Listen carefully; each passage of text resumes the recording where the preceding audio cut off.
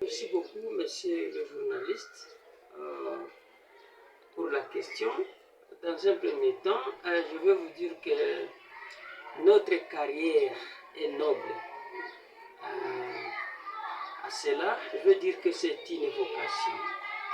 Ce n'est pas pour n'importe qui.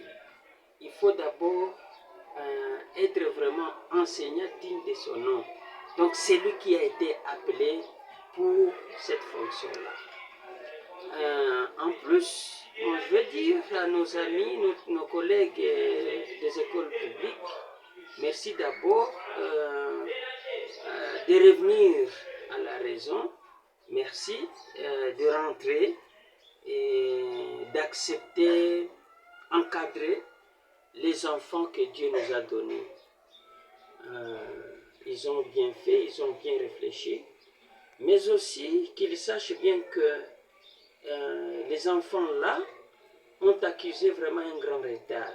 Cependant, ils pouvaient jouer un double rôle, en même temps parents, en même temps enseignants. C'est-à-dire quoi? Il fallait qu'ils prennent d'autres heures supplémentaires pour que ces enfants-là puissent vraiment être au diapason comme les autres des écoles privées. Et là, nous allons bien encheminer et nous allons clôturer l'année scolaire en beauté.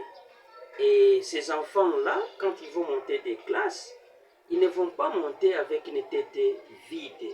Il y aura quand même quelque chose. Et là, l'année scolaire suivante sera vraiment impeccable. Bon, oui, je vais commencer d'abord par la tête. Et quand je parle de la tête, je parle du gouvernement.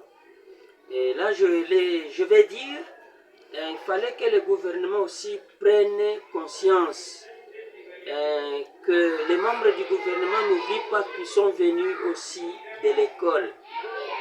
Ce sont ces petits-enfants-là qui deviendront aussi les membres du gouvernement comme ceux-là qui sont au pouvoir aujourd'hui. Qu'ils comprennent et qu'ils acceptent de converger avec les enseignants. Une fois ils se sont déjà mis d'accord par rapport à quelque chose, il faut qu'ils réalisent en fait que notre métier soit vraiment respecté par tout le monde. Et vous êtes sans ignorer qu'il y a un adage qui dit éduquer. L'éducation, c'est le socle de tout développement dans le monde. Et si l'on veut tuer le pays et tout cela qui y réside, il faut d'abord commencer par tuer l'éducation. Eh bien, nous ne pouvons pas tuer notre éducation, sinon nous nous tuons nous-mêmes.